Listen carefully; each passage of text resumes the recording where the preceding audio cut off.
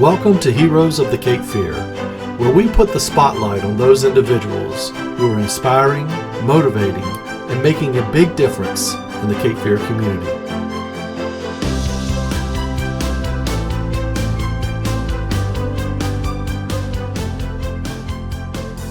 Welcome to Heroes of the Cape Fear. This is Chad Porter, and I am here with Mebane Boyd. How are you, Mebane?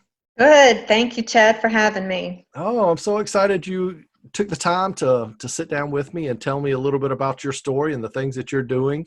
Tell me just briefly what it is that you do for a living. I'm the director of the new Hanover County Resiliency Task Force, which is an organization of about 100 different partners and organizations that are working to make our community more compassionate and trauma-informed. Perfect. So we'll get into a little bit more details exactly what that means to the normal person who doesn't live in your world that's doing this every single day. But tell me a little bit about growing up. You didn't have what I would consider, I don't know, necessarily a normal childhood as far as locations of where you live. So tell us a little bit about that. Yeah, so I was born here in Wilmington, but I grew up in Japan. My parents were Presbyterian missionaries and felt like it was really important that we live among the Japanese people in a Japanese community to do the work they wanted to do. So my brother and I attended public schools and really were acculturated in the Japanese community. So did you knew English before you went over? Right. I was speaking as a 4-year-old would. I knew Okay, knew right. English. Yeah. Better than most of us now, I'm sure. So did you learn Japanese? I did. So basically, children have an incredible capacity for learning languages. Their brains are wired for that. So you've been around any 2-year-old, they know like 100 more words, than they did the day before. Like Right. they just gain words so quickly. So my parents just plunked me down in a Japanese preschool at age 4, and within 3 or 4 weeks, I could, speak it well enough to function. And I was translating from my parents. Yeah, I'm sure it was much easier for you than it was for your parents to adapt to that. Exactly. Yeah. So how different was it? I mean, because all your schooling up till 6th or 7th grade had been in Japan, and now you're back in the States and you're trying to fit in and make new friends. How was that process for you? It was really hard. I think my whole growing up, I knew I was different. I actually had a nickname for a while. I was called the Blue-Eyed Monster because I was different. And I thought, well, when we move back to America, I will fit in. And actually what happened was we moved back and I looked like my other classmates, but I was no longer, I never really was a American kid. I had all the Japanese mannerisms. I didn't know the slang. I didn't understand the culture. So once again, I was the odd kid, the weird one. So that was difficult. I can imagine. I can imagine. So tell me, you've been through several careers in your life, as we spoke about earlier yesterday, and wanted to just kind of highlight a few of the organizations maybe you've served and worked with in the past here in Wilmington, and a lot of nonprofit groups, and then just let's segue into a little bit about the organization that you're working with now. We moved here in '92 with my young family. I worked in those first few years with the domestic violence shelter and learned an incredible amount from the folks I worked with there. Just really introduced me in a positive way to what nonprofits can do and the difference nonprofits can make in the lives of people. I then worked for many years with the Children's Museum of Wilmington and had some time also working as deputy director of the Cameron Art Museum before I went back to school to get my master's in social work. And then following that time, I went to Smart Start of New Hanover County and loved my work there, working in the early childhood world, in the family systems. Awesome. And then 2 years ago, I started my job that I have now, with the Resiliency Task Force. And it was originally a 6-month position. And but once I got started in it, I just thought, this is it. This is my whole life. I've been working towards this job. I feel like it allows me to connect systems, connect people, and make a community-wide difference. And I love what I'm doing right now. So tell us a little bit about the general concept in layman's terms so that we can understand, and also about the categories of what you're finding with trauma in childhood and adulthood and things like that. So the task force is working to create change in our systems. It's not a program per se. It's not a new curriculum.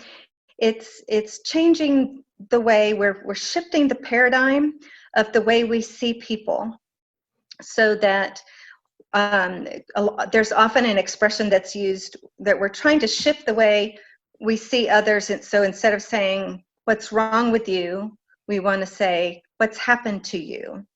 And then also even switching, even going farther, what's right with you? Like, what do you do well? What's going well for you? And just really switching the way we see human behavior and the potential of every person who lives in our community. So we're working in the healthcare system, the school system, the court system, early childhood system, law enforcement, the faith community. We're really trying to be everywhere and just change everyone's, like having us all put on a new pair of glasses that we see the world through a trauma lens. Tell us how the acronym ACEs fits into all of this, and what does that mean? So ACEs stands for Adverse Childhood Experiences, and those are very common stressful things that happen to children in their growing up years. And those are things like physical abuse, emotional abuse, sexual abuse, having a parent who is incarcerated, or having mental health or substance abuse issues in the home, domestic violence, emotional neglect, physical neglect. So of those 10 things, if you answered, yes, that happened to me in my childhood, that is a 1 more point for your ACE score. So you can have an ACE score of 0 or 10. And this study found that the higher your ACE score, the worse your health outcomes were. So you may have heard the term social determinants of health, that these are things that happen to people that can completely alter their health outcomes, that don't have to do with disease or a virus. Pretty appropriate to be talking Sure. about that right now.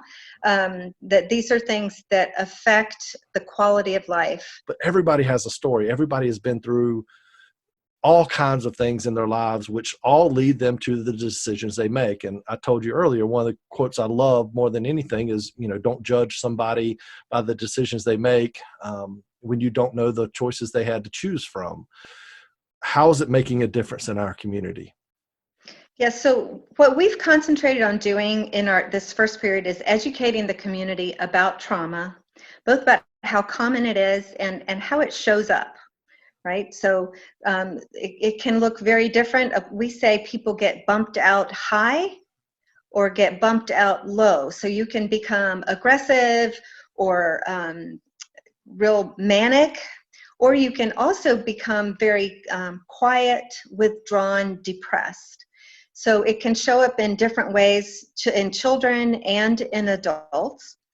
And so we've been educating the community about that. So there's been a lot more, I think, oh, this is what's going on, or aha, that's what happened to me. That's why I am the way I am.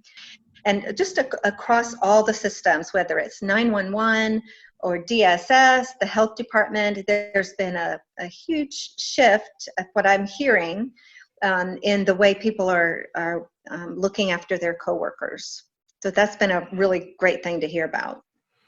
Well, I am super thankful for what it is that you're doing, and I wanted to shed light on it so that people know that there are people like yourself that are behind the scenes and really trying to make this community the best community that it could possibly be. And you guys are making a huge difference. And it is, everybody's got a story, and we need to have a heart and compassion. The more that we have an understanding of just that concept, that you don't know what everyone has been through, you don't understand their story. So I do appreciate it more than anything, you spending some time, and I'm excited for people to hear this and to share this on social media so that we understand that, listen, New Hanover County is doing an amazing job in this, starting with their own employees, and it's working with the people who deal with people on a daily basis, from the police to the like you said, the 911 centers. I can't even imagine what that job would be like every single day, how stressful that would be. But to understand and have compassion for people and where they're coming from and trying to understand those things, I think is massively important. So